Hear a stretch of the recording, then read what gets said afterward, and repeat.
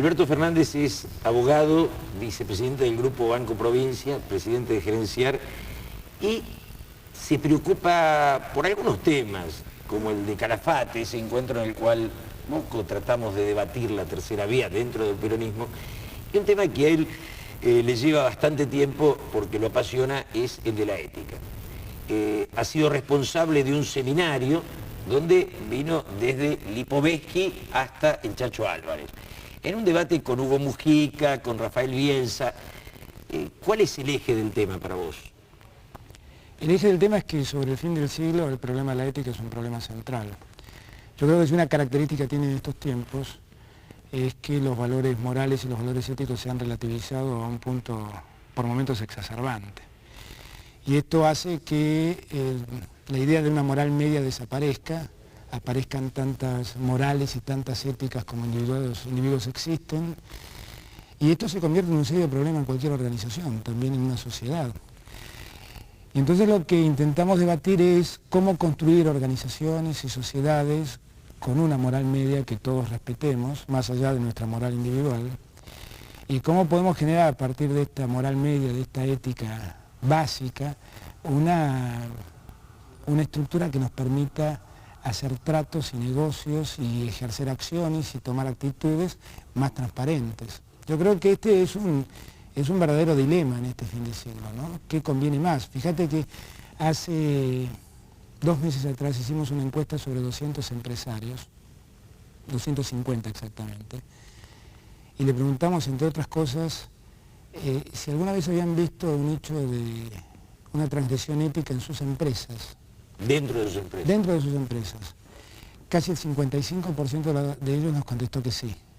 Pero además le preguntamos, ¿usted dejaría de lado la ética a la hora de hacer un buen negocio? Y el 70% nos dijo que lo haría. El 70%. Es una enormidad, ¿no? Entonces, uno ve esto en la actividad privada, con todos los costos que esto genera. Hay que tener en cuenta que, yo siempre planteo, la corrupción es, más allá de todo lo que socialmente representa en lo negativo, un problema económico profundo, porque virtualmente la corrupción es un costo.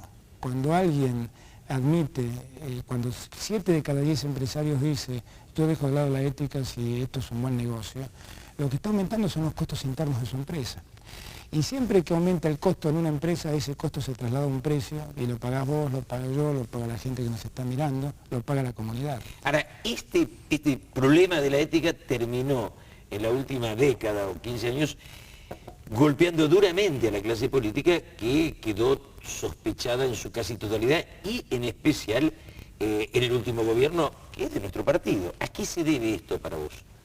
Bueno, esencialmente que en primer lugar se ha manifestado con el problema mayormente en algunas sociedades que en otras. Por ejemplo, yo te diría que los que más problemas tuvieron fueron los que no tuvieron un esquema de financiamiento público de los partidos políticos. O sea, no se puede vivir en democracia y no proveer de sustento a los partidos políticos y no darle reglas claras para financiarse. Fíjate que esto pasó en Europa, fundamentalmente en España e Italia, 2 países que no tuvieron leyes de financiamiento de los partidos políticos. Y en toda América Latina y en todo el este asiático, bueno, y en África obviamente, no existen normas de este tipo. Cuando las normas de financiamiento de los partidos políticos existen, este problema decrece. En los Estados Unidos no hay esta cuestión, por ejemplo. No existe porque no la toman en cuenta, porque el lobby está aceptado por la sociedad. No existe porque el lobby está institucionalizado y porque además yo, empresario, aporto a tu campaña política y lo que aporto lo desgravo y lo puedo decir públicamente. Y generalmente existe la conciencia de que la democracia es muy valiosa, que la política sirve y consecuentemente lo que termina haciendo todo empresario es aportando a todos y aporta un poco a cada partido. Y entonces deja de ser un problema. Ahora, está visto que cuando estos sistemas de financiamiento público de los partidos políticos no existe, lo que hace uno es optar por uno. O sea, lo que hace un empresario apostar a un partido. Apuesta a un partido político y espera que si las cosas salen bien, yo me paro. Pero la corrupción viene en una forma más amplia que el sostenimiento de los partidos. Sí. Digamos, casi se inserta en la burocracia que tiene muy poca relación con la estructura partidaria. Sí, lo que también es verdad es que los problemas de corrupción mayores no aparecen tanto en la burocracia en estos tiempos como aparecen en las jerarquías políticas de la función pública. Digo en estos tiempos porque si hay algo que reconocerle al gobierno de Menem es que toda la transformación económica ha minimizado la potestad del Estado sobre los mercados. Y cada empresa privatizada era un foco de corrupción que se achicaba. Cada empresa privatizada era un foco de corrupción, pero a su vez, una empresa de seguros se quería instalar y tenía que pedir la autorización discrecional de un funcionario que se llamaba superintendente de seguros. Y esa discrecionalidad llevada al terreno de los bancos, de las entidades financieras, de los seguros y de las múltiples actividades que regula el Estado, es un foco de corrupción más, porque la potestad que tiene ese funcionario es enorme. Con lo cual, para vos quedar inscripto era muy posible que tuvieras que dejar una dádiva en el funcionario que te autorice. Alberto, en tu seminario invitaste a Lipovetsky, ¿no? El autor de La Era del Vacío. ¿Qué relación tiene el fin de las ideologías, entre comillas, con esta carencia de principios éticos? Porque en los momentos en que la ideología era fuerte, la ética acompañaba al pensamiento. Muerta la ideología, parecería ser que la corrupción es la moneda corriente. ¿Cuál es la relación para vos? Yo creo que es muy fuerte. Además creo que Lipovetsky plantea ese tema exactamente como lo estás planteando vos, como pocos. Porque la realidad es que cuando las ideologías se caen, uno pierde compromisos, ¿no? Cuando el hombre se mueve por ideas, tiene compromisos mucho más fuertes que motivan su accionar diario. Ahora, cuando... En la década del 70 había violencia, había matanza, pero los cuestionamientos éticos casi no existían. Y no existían porque el compromiso ideológico era tan fuerte que a uno no se le ocurría... Exactamente, creo que es así, exactamente es así. Ahora, el problema es que muertas las ideologías o caídas las ideologías se pasó a un pragmatismo terrible. Y el pragmatismo conduce a la necesidad del éxito.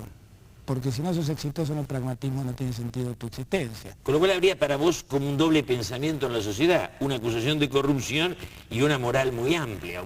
Sí, yo creo que en verdad lo que existe hoy en día es una pluralidad de morales, una pluralidad de éticas. O sea, la realidad es que cada uno, Lipovetsky esto lo plantea de un modo casi siniestro, pero exacto.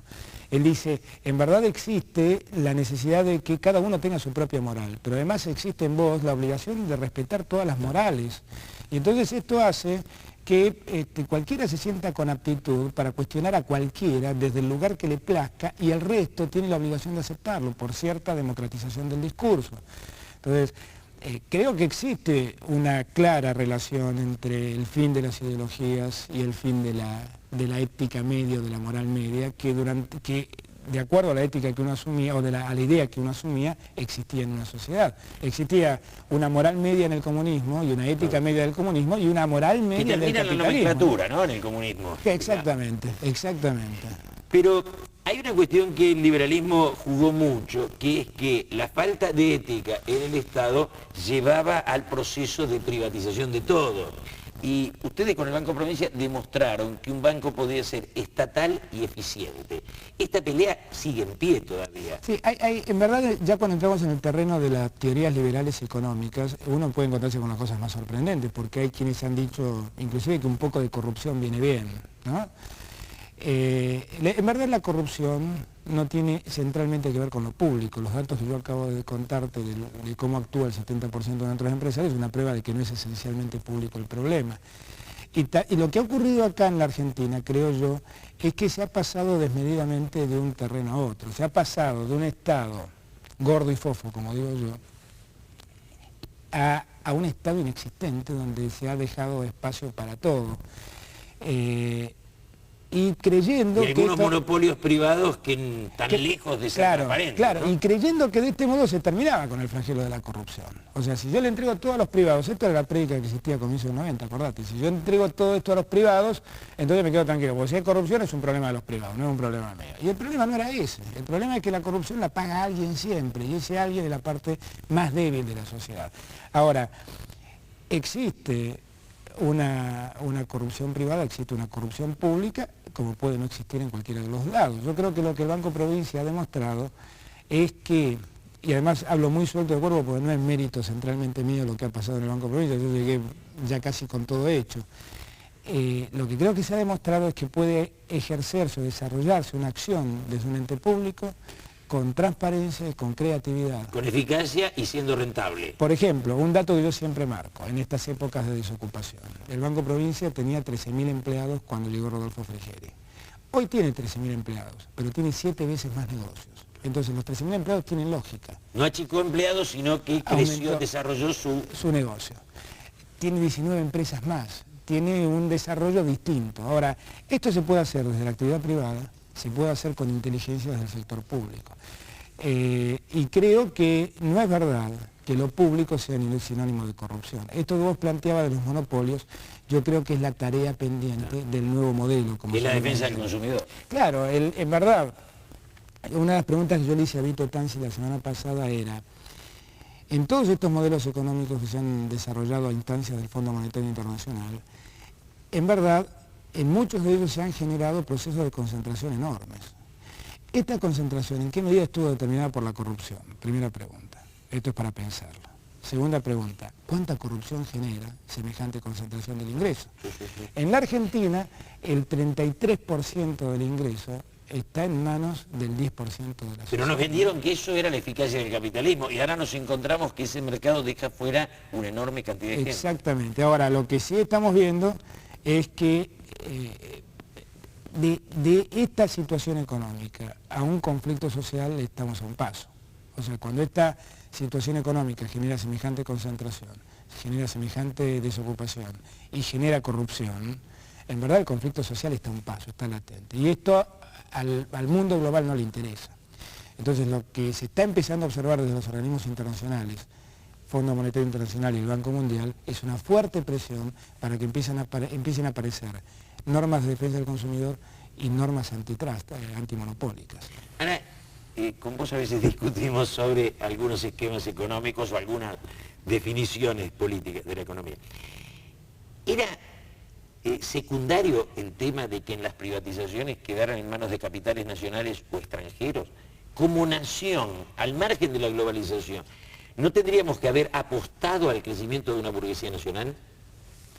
Bueno, es una discusión filosófica fuerte. Lo que creo que hay que mover... En la cual Cavallo estuvo a partir de que esto era indiferente, ¿no? Claro, es que en verdad había una realidad, ¿no? No había no había un capital nacional con capacidad de hacerse cargo de este problema. Esta es la realidad de esa época. Hoy en día, claro, vos mirás el grupo Pérez Compán con 7.000 millones de dólares y vos decís, pero ¿por qué Pérez no se metía más fuertemente en todo?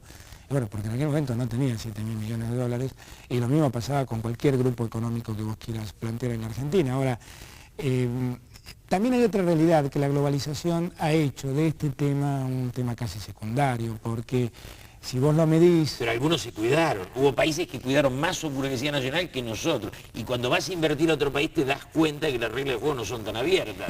Eso es verdad, lo vivimos nosotros... Son más fuertes que nosotros, pero... Lo vimos nosotros con las normas de protección agrícola de la Unión Europea, pero también la globalización te da enormes sorpresas. O la defensa que hace Francia de las inversiones de sus empresarios en Argentina, y nosotros no hacemos lo mismo, ¿no? Sí, no, por eso, bueno...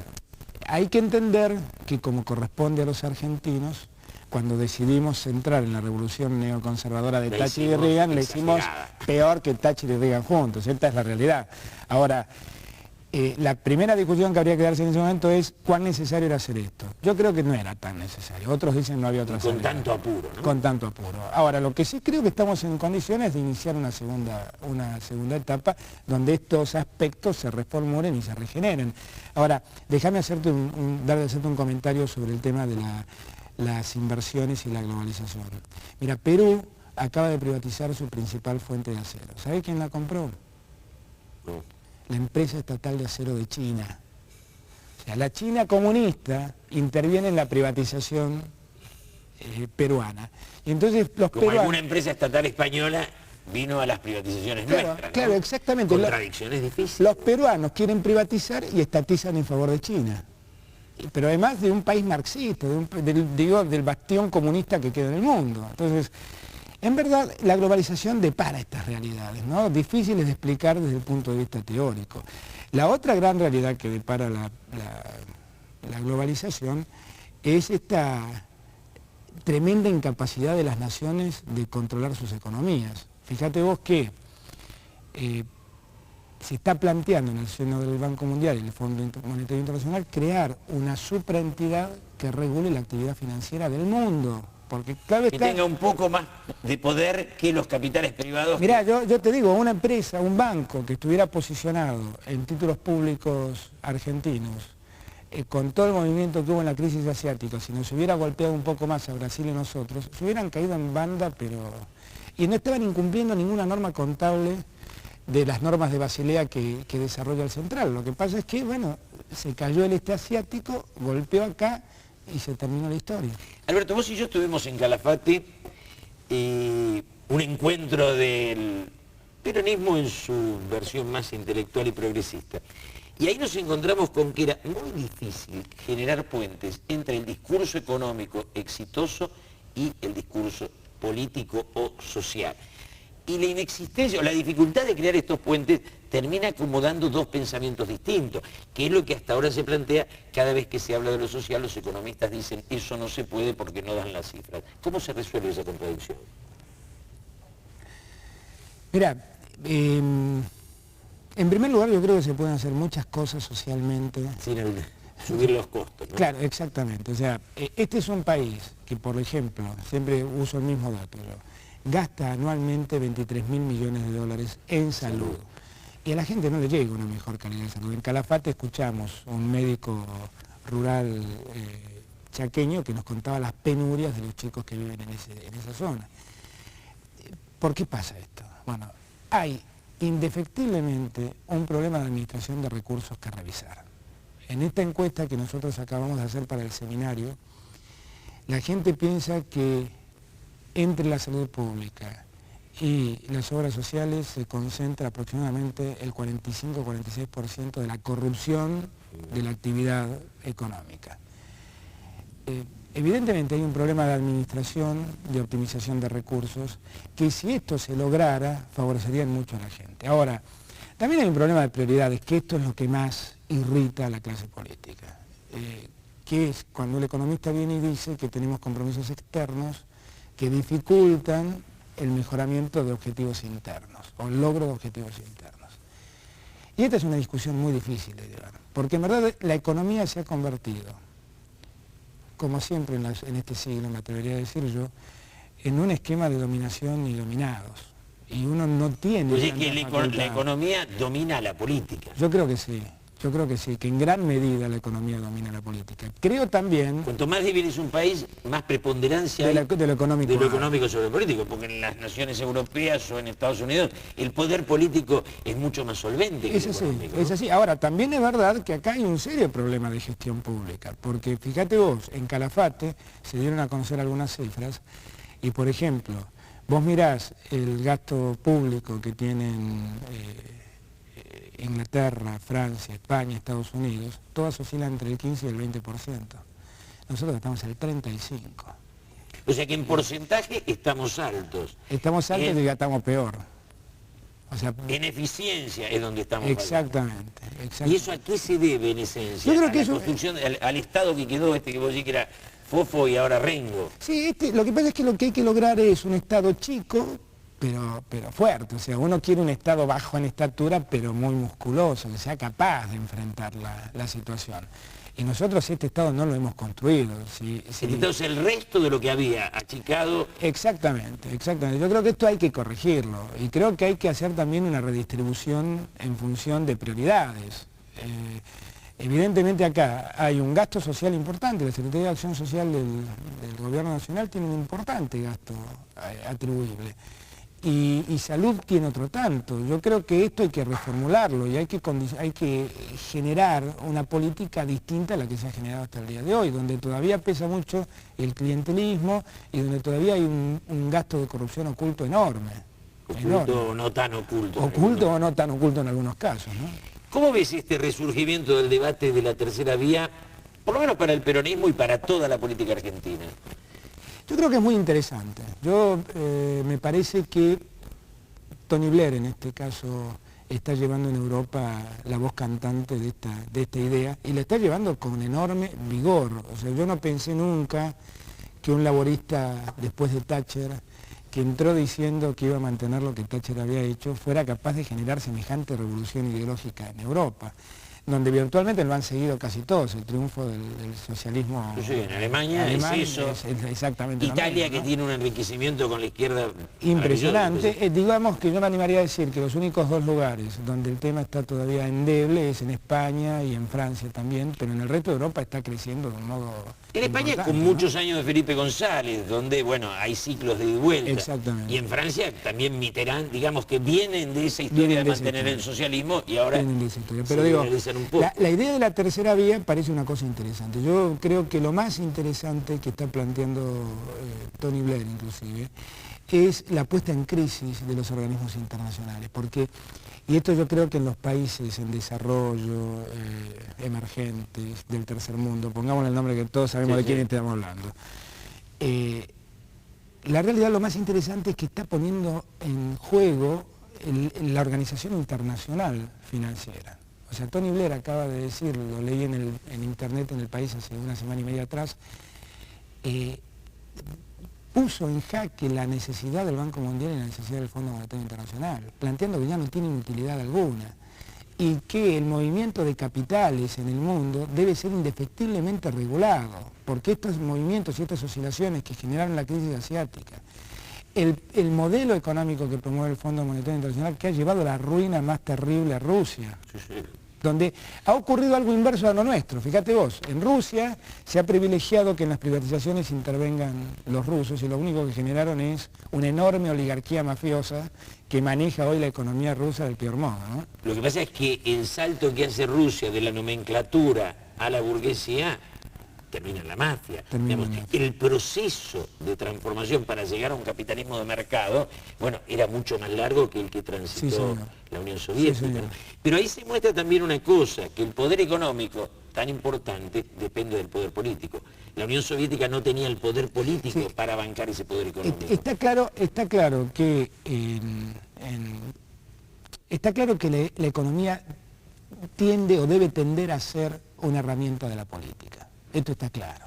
Y que además, como suelo escribir yo, cuando nosotros nos preocupamos tanto de los resultados de los mercados y nos despreocupamos del hecho de que los mercados son gente, cuando uno mira números, lo que tiene que ver es cómo le llegan esos números a la gente. Yo me acuerdo siempre una frase de Graham Greene que planteaba que lo siniestro de las estadísticas, ¿no? La famosa idea de que si hay dos pollos y dos hombres, las estadísticas dicen que a cada hombre le corresponde un pollo, cuando en verdad uno se come los dos pollos y el otro muere de hambre. Por lo tanto, me parece que hay que tener un poco de cuidado y allí la economía aparece claramente como una herramienta de la política. Lo que también es cierto es que cuando las economías no están absolutamente estabilizadas, cuando el desarrollo y el despegue económico no está absolutamente afianzado, el uso de lo político y el supeditar lo económico a la política puede ser un elemento muy peligroso, muy peligroso. O sea, vos estás planteando cuando la política no cumple su rol de defender lo social, entonces sí confronta con lo económico mal. Yo creo que esta discusión la tenemos en la Argentina porque la historia argentina dice que los políticos actuaron muchas veces con una enorme irracionalidad frente al conflicto económico. También creo que ese pasado pesa enormemente hoy en día, porque yo creo que hoy en día nadie se suicida, vivido lo que se ha vivido. Yo creo que a partir de la hiperinflación vivida por Alfonsín, ningún político quisiera promover medidas políticas que puedan poner en jaque lo económico. Lo que pasa es que la alianza dual de... Todos plantean que van a respetar la solidez de lo económico. Todos dirían yo que... ¿Y dónde está la discusión? La discusión de las reformas que plantea la Alianza o la discusión del nuevo modelo de Duhalde en cómo se construye el nuevo Estado, ¿no? Y yo siempre, de acuerdo, y una vez lo discutí esto con gente del que fue gabinete económico de Cavallo, la discusión sobre el nuevo modelo, si el modelo estaba agotado, si el modelo estaba muerto. En verdad, si cualquiera de ellos hubiera leído los informes del Banco Mundial... Hubiera pensado que estaba agotado. Claro, el Banco Mundial está diciendo que para que el modelo de Estado de la globalización tiene que ser un modelo que prevea una red social para los que quedan marginados del sistema, que prevea estabilidad y condiciones macroeconómicas de desarrollo, que prevea normas de protección al consumidor y normas antimonopólicas, que prevea seguridad jurídica y que prevea respeto al medio ambiente. Bueno, le agradezco a Alberto Fernández esta charla y básicamente si en algo coincidimos los dos es que la tercera vía es una opción a construir, pero imprescindible para poder reponer a la política en el lugar que le corresponde. Gracias.